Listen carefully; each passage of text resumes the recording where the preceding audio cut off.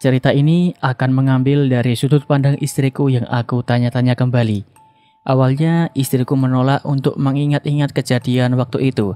Tapi setelah aku desak dan aku bilang bahwa kisah ini kisah kita, bisa memberikan manfaat bagi orang lain. Dengan mengetahui kisah kita, maka orang lain mudah-mudahan bisa memetik sebuah pelajaran sebelum mereka melampiaskannya juga.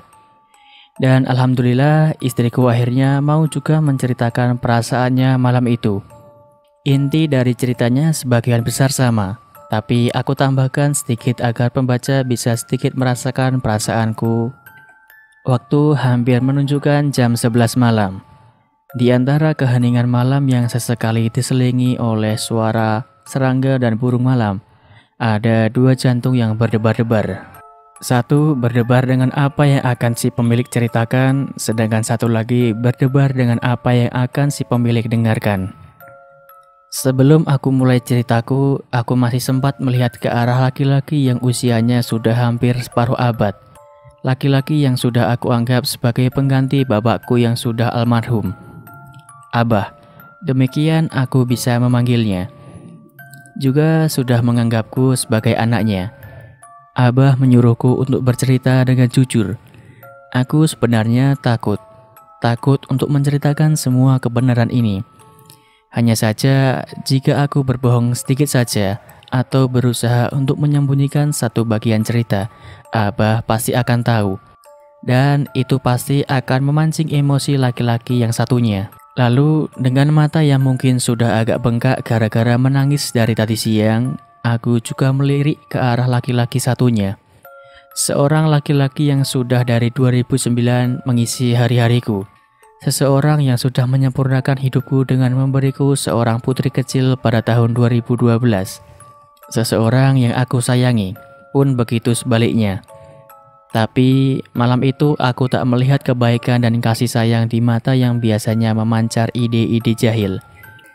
Tak ada senyum juga tawa dari bibirnya yang agak memerah karena ia bukanlah perokok.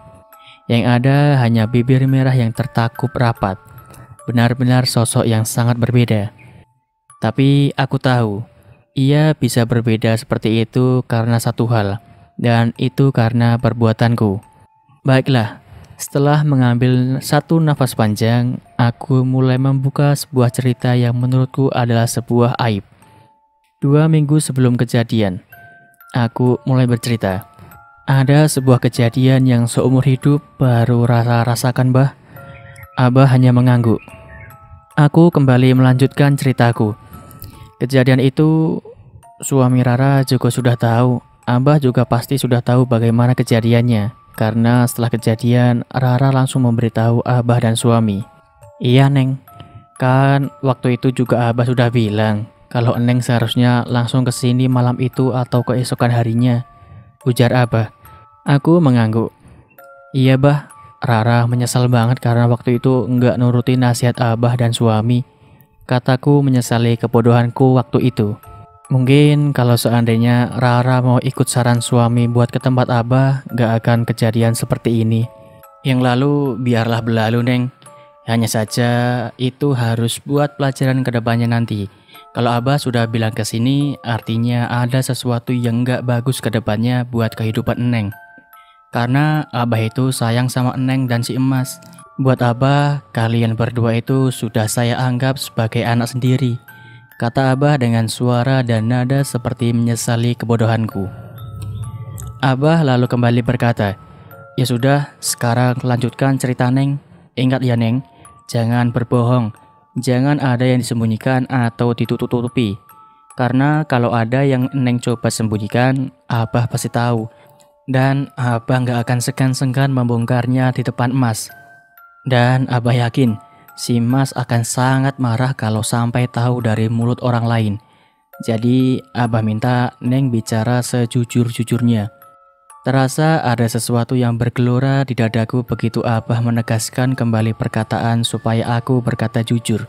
Tapi memang aku berencana untuk mengatakan apapun yang aku ingat.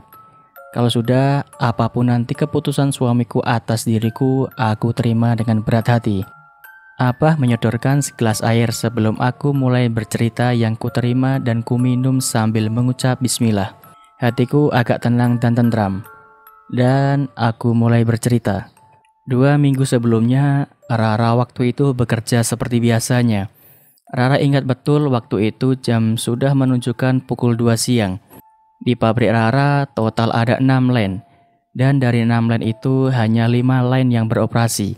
Sedangkan 1 line lagi kosong. Kebetulan line yang kosong itu berada paling ujung. Waktu itu entah kenapa badan Rara agak sedikit kurang fit. Kepala rasanya berat sekali.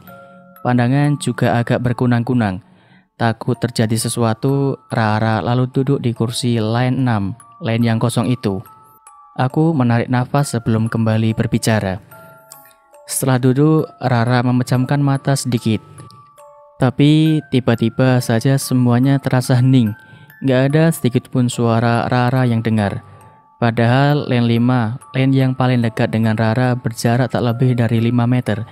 Tapi entah kenapa tak ada satupun suara yang Rara dengar. Baik itu suara anak-anak buah Rara maupun suara mesin-mesin yang beroperasi. Membayangkan hal yang aku ceritakan, entah kenapa tiba-tiba saja bulu kudukku meremang. Karena Rara merasakan ada hal yang aneh, Rara memutuskan untuk membuka kedua mata. Tapi sebelum mata ini terbuka, sayup-sayup terdengar sebuah suara yang terdengar agak jauh, tapi jelas di telinga ini. Suara itu memanggil nama Rara, jauh tapi terasa dekat. Dan sewaktu Rara membuka mata, di depan Rara kurang lebih 10 meter, Rara melihat sosok makhluk tinggi besar dan hitam. Saking tingginya, makhluk itu bahkan hampir menyentuh atap pabrik dengan rambut-rambut lembatnya. Matanya yang berwarna merah pekat menghiasi wajah hitamnya. Tapi salah satu matanya tertutup oleh rambutnya yang menjuntai panjang di satu sisi. Rara tak melihat mulut makhluk hitam itu, tapi Rara bisa melihat lidahnya yang menjulur keluar sampai menyentuh dadanya. Makhluk itu mungkin yang dinamakan genderuwo, tapi kok rambutnya yang panjang membuat Rara tahu makhluk apa itu. Aku menghentikan ceritaku sejenak. Kualihkan pandanganku ke arah suamiku yang duduk bersila tegak. Tapi kedua matanya masih memandang tajam kepadaku. Setelah menenangkan diriku sejenak, aku kembali bercerita. Makhluk hitam tinggi itu berdiri sambil melambaikan tangan ke arahku. Tak berbicara, tapi ada suara yang terus memanggil namaku. Rara, Rara, Rara. Aku terdiam takut. Sungguh aku sangat ketakutan. Karena ini adalah pengalaman pertamaku melihat hal-hal seperti ini. Ditambah lagi, di tangan makhluk itu yang melambai-lambai seperti memberi isyarat agar mendekat ke arahnya, membuat keringat dingin mulai menetes di wajahku. Menebal, ya menebal, itu yang kurasakan wajahku ketika itu. Aku ingin berteriak, tapi tidak ada suara yang mau keluar dari mulut ini. Lari. Suara di otakku terus berputar-putar, namun tubuhku tak dapat merespon apa yang otakku perintahkan. Aku terdiam ketakutan sambil terus memperhatikan sosok hitam itu. Tiba-tiba kepalaku pusing dan aku terjatuh lemas. Tapi aku tidak pingsan, karena kedua mataku tak menutup dengan sempurna. Aku masih bisa melihat orang-orang yang berlari menghampiriku. Aku bisa melihat mereka membuka mulut-mulut mereka yang tak bisa kudengar suaranya. Aku juga merasakan saat tubuhku diangkat beramai-ramai dan digotong menuju ruangan office. Tiba-tiba kepalaku seperti berdenging dan aku bisa mendengar secara normal kembali. Tapi tubuhku masih terasa sangat lemas. Ada seseorang yang menahan kepalaku di pangkuannya. Itu adalah rekan kerjaku dan sama-sama sebagai seorang SPV di pabrik ini. Namanya adalah Rika. Rika memangku kepalaku sambil mengoles-oles minyak kayu putih di kedua tangannya dan di hidungku. Kemudian datang seseorang dengan membawa sebotol aqua. Dia adalah Sukirman, salah satu anak buah Rika. "Bawa apa kamu, Man?" Ku dengar Rika bertanya. "Ini air, biar Ayu Rara enakan, Bu," kata Sukirman saat itu. "Oh iya, aku di sekitaran pabrik dan di pabrik juga tentunya biasa dipanggil dengan nama Ayu. Bagi orang Lampung pasti tahu arti nama Ayu. Hanya Rika satu-satunya orang yang memanggilku Mbak, padahal usianya lebih tua dariku. Atau mungkin dia memanggilku karena aku adalah karyawan lama di pabrik ini, sedangkan dia baru masuk sekitar 5 bulan yang lalu. Rika ku dengar berkata, "Kamu ini ya, Mbak Rara ini sudah punya suami. Kamu kok repot-repot banget sih ngurusin istri orang?" Sukirman hanya menjawab, "Aku hanya berniat membantu Bu. Air ini supaya badan Ayu Rara enakan aja. Lihat tuh, badannya masih agak gemeteran." Rika melihat tubuhku yang memang kurasakan masih agak getaran. Bergetar karena rasa takut yang tak kunjung hilang ini. "Ya udah, tapi kamu jangan macem-macem ya," kata Rika mengizinkan Sukirman. Sukirman lalu duduk mendekat. Diangsurkannya botol aqua itu ke mulutku. "Diminum yuk," ujarnya. Aku lalu meminum air yang Sukirman berikan. Dan entah bagaimana, tubuh serta jiwaku tahu-tahu menjadi tenang. Kekuatanku juga seperti pulih kembali. Aku bisa mendudukkan tubuhku kembali, lalu berdiri. "Terima kasih ya Man," ucapku kepada Sukirman waktu itu karena ia sudah membantuku. Dan hari itu aku bekerja seperti biasanya. Aku mencoba untuk melenyapkan bayangan-bayangan seram itu. Sorenya aku pulang kerja dan bersih-bersih badan kemudian istirahat. Karena tubuhku agak lemas sedikit selepas Isya suamiku pulang kerja. Karena ia sekarang dipindah tugaskan untuk berjaga di mall, maka jam kerjanya jadi masuk siang pulang malam. Aku menunggu suamiku beres-beres dan mandi. Setelah santai, aku lalu menceritakan kejadian tadi siang. Suamiku lalu berkata sambil kedua tangan dan matanya terus memperhatikan layar HP-nya. "Bunda sudah ngabarin Abah belum? Coba kabarin. Takutnya ada apa-apa sama Bunda ke depannya." "Belum ya, coba ayah aja deh yang hubungi Abah. Ceritain masalah Bunda," kataku malas. Kulihat dengan agak segan, suamiku melepaskan tangan dari HP-nya, dari mode bermain game ke mode chat. Lalu tak lama kemudian, kata Abah kalau bisa malam ini juga kita disuruh ke sana Bun. Soalnya ada sesuatu yang gak beres di tempat kerja Bunda, kata suamiku setelah berkirim pesan kepada Abah. Aku ingin ke sana, tapi badanku yang terasa lemas tak mengizinkanku untuk pergi ke sana. "Bilangin sama Abah ya, malam ini gak bisa. Bilang aja minggu depan gitu." "Oke," jawab suamiku. Lalu tak lama kemudian, ia kembali sibuk bermain game kesukaannya. Sedih rasanya melihat suami yang cuek seperti itu. Ia lebih perhatian kepada gamenya daripada kepadaku, istrinya yang tengah tertimpa musibah. Tapi aku hanya bisa bersabar melihat sifatnya. Keesokan harinya, meskipun dengan badan yang agak lemas, aku tetap memaksakan diri untuk bekerja. Meskipun suamiku tidak mengizinkanku untuk berangkat, tapi aku bersikeras. Di pabrik, sore harinya sekitar jam 5 sore, sudah banyak karyawan pabrik yang sudah pulang. Sebagian memang masih ada yang nongkrong-nongkrong di sekitaran pabrik. Saat itu aku tengah berada di ruangan chat. Aku sedang berbincang dengan Mang Tatang, membahas masalah stok cat di gudang yang sudah menipis. Aku berdiri membelakangi jendela. Mang Tatang berdiri menghadap ke arah jendela. Kebetulan letak gudang cat bersebelahan dengan area parkir mobil.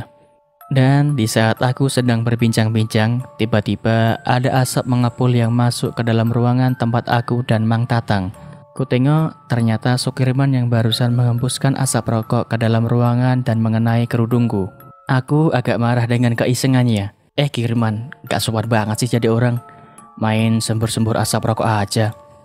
Sukirman hanya tersenyum melihatku. Mang Tatang dengan sedikit berbisik berkata, "Hati-hati Mbak, itu pelet barusan." "Alah Mang Tatang ada-ada aja," kataku tak percaya. "Iya nih, lo fitnah mulu datang," kata Sukirman pula. Setelah berkata seperti itu, Sukirman lantas pergi dengan motornya. Malam itu, suamiku tetap terlelap tidur setelah bermain gamenya. Aku yang merasa kalau kamar ini agak panas meskipun kipas sudah menyala, memutuskan untuk pergi ke ruang tamu dengan membawa bantal. Di ruang tamu, aku lalu menyalakan kipas dingin dan mulai rebahan.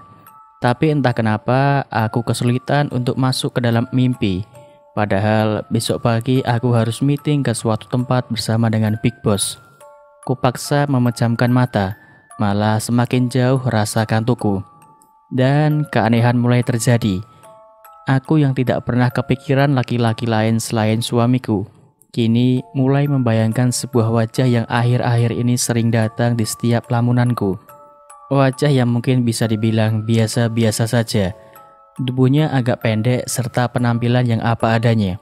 Tapi tak tahu kenapa aku merasa ada sesuatu yang lain, yang bila setiap ingat dia membuat hatiku berdebar-debar. Layaknya anak muda yang tengah dimabuk cinta.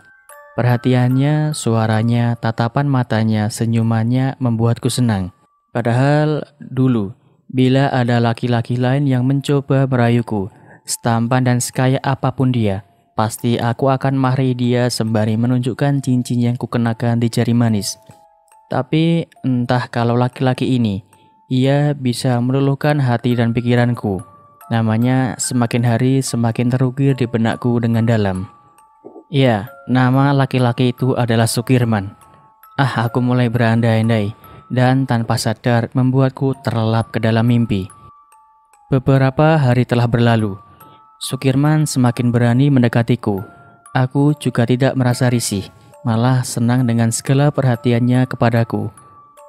Seperti waktu sore itu, di saat jam hampir menunjukkan pukul 6 sore. Aku yang masih berada di dalam pabrik masih sibuk menulis laporan hasil hari ini untuk besoknya dilaporkan kepada Big Boss. Dan Sukirman dengan setianya mendampingiku. Meskipun aku merasa senang, tapi aku takut ada anak buahku yang lain melihat kebersamaan kami, lalu melaporkannya kepada suamiku. Hancur, pasti akan hancur berantakan semua. Tapi aku juga menikmati saat-saat berduaan dengan Sukirman. Terasa damai sekali. Apalagi kalau ia mulai mengeluarkan rayuannya, aku akan merasa seperti ABG lagi. Tapi di saat Sukirman tengah merayuku, muncul seorang anak muda yang tak terduga sama sekali. Ia adalah Diki, anak muda yang sudah aku dan suamiku anggap sebagai adik angkat. Ayo, Diki memanggilku dari pintu masuk pabrik.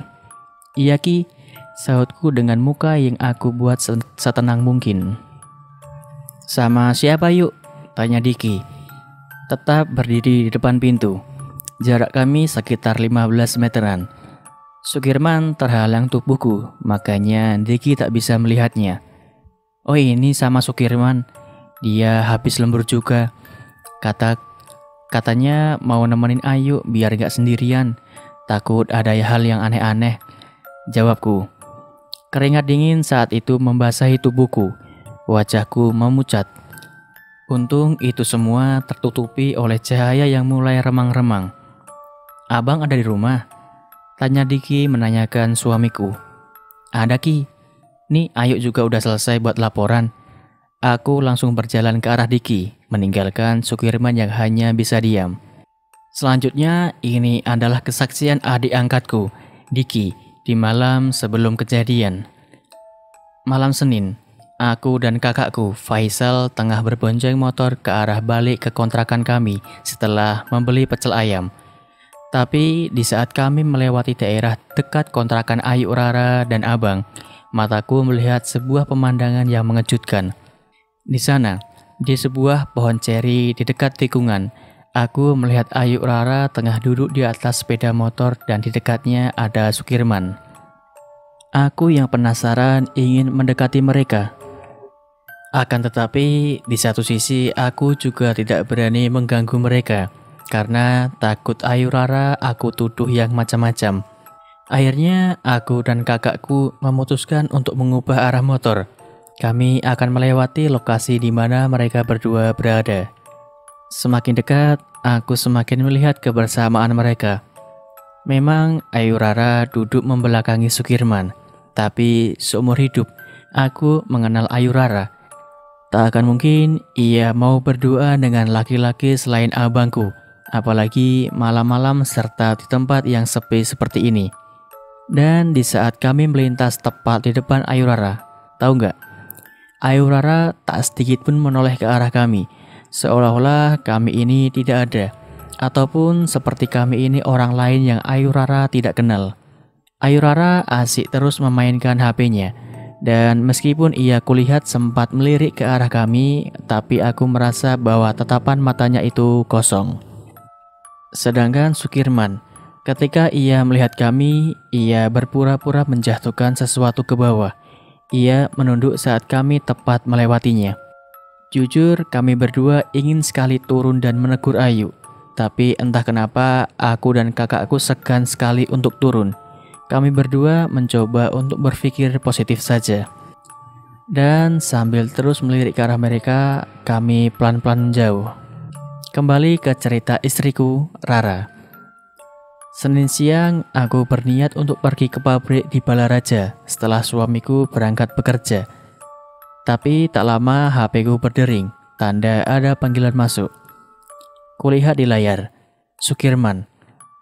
Aku lalu dengan cepat menekan tombol hijau di layar HP-ku.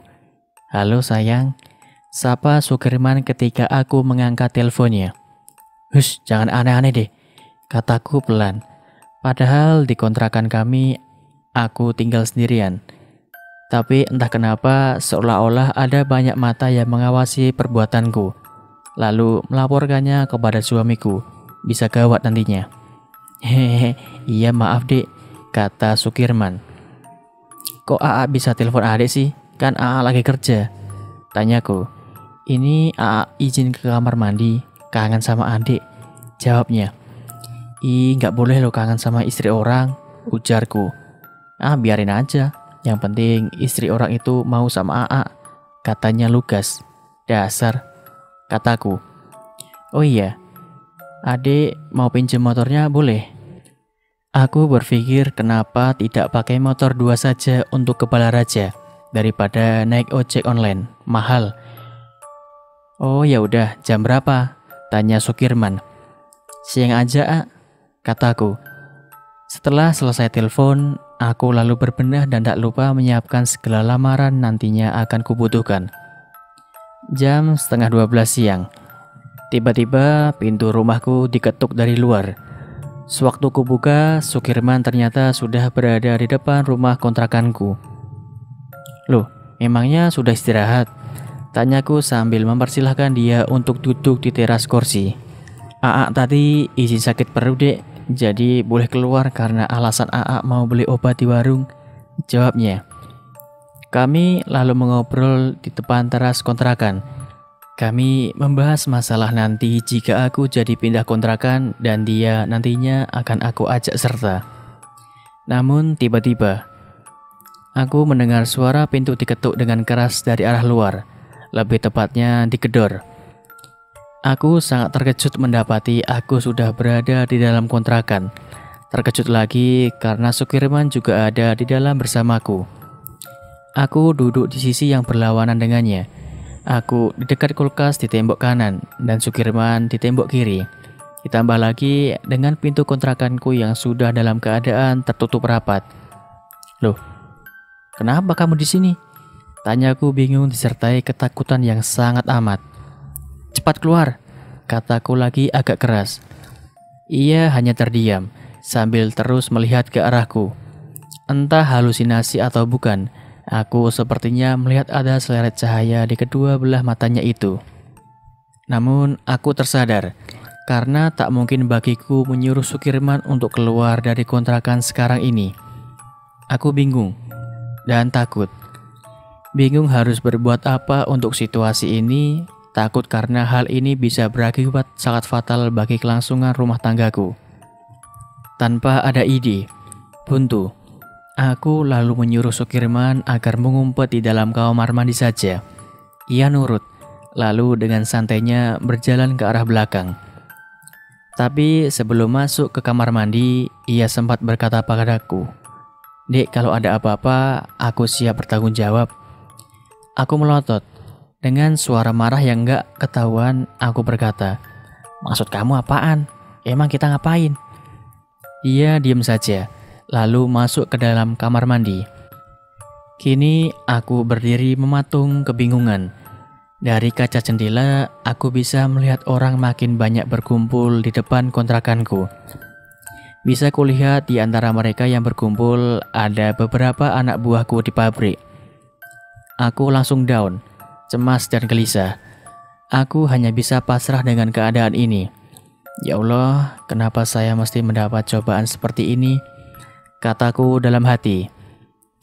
Mulai terbayang di mataku wajah-wajah dari orang yang kusayangi, wajah anakku sematawayang, wajah keluargaku, dan wajah marah suamiku. Suara gedoran di pintu membuatku tersadar kemari. Iya, kataku gugup. Mbak Rara, tolong buka pintunya. Ku dengar suara Mas Marno dengan jelas. Iya mas, sebentar, kataku sambil meraih gagang pintu yang telah dikunci itu. Entah siapa yang menguncinya, aku juga tak memikirkan sejauh itu saat itu. Saat pintuku buka, dan di depanku sudah banyak warga setempat. Bisa kurasakan di antara wajah-wajah itu ada beberapa wajah yang seolah mentertawakanku. Mas Warno kulihat maju satu langkah. Mbak Rara, bener, masuki laki-laki? Tanyanya. Aku menggeleng. Aku masih mencoba menutupi keadaan yang sebenarnya sudah jelas itu. Kalau begitu, lanjut Mas Warno. Boleh saya mengecek sendiri ke dalam? Aku hanya bisa diam sambil mempersilahkan mereka maksud. Dan tak butuh waktu lama, mereka menemukan Sukirman di dalam kamar mandi. Dan ada keanehan lainnya yang kulihat. Meskipun ia sudah tertangkap basah, tapi tidak tampak sama sekali ketakutan di wajahnya. Ia hanya tersenyum kecil saat disuruh duduk di ruang tamu bersamaku. Dan kejadian selanjutnya sama seperti yang suamiku ceritakan di postingan sebelumnya. Setelah mengakhiri ceritanya, istriku terdiam sembari menghapus air mata yang sesekali mengalir di pipinya. Agak tersentuh juga hatiku saat mendengar cerita itu. Aku adalah tipe orang yang tidak akan mengambil sebuah keputusan secara sepihak. Aku harus mendengar juga perkataan orang lain. Dan jika kupikir ceritanya masuk akal, maka aku akan berpikir ulang tentang keputusan yang sudah kubuat. Sekarang aku menoleh ke arah Abah. Kulihat ia beberapa kali menghela nafasnya. Aku bersiap mendengar apa yang akan Abah katakan.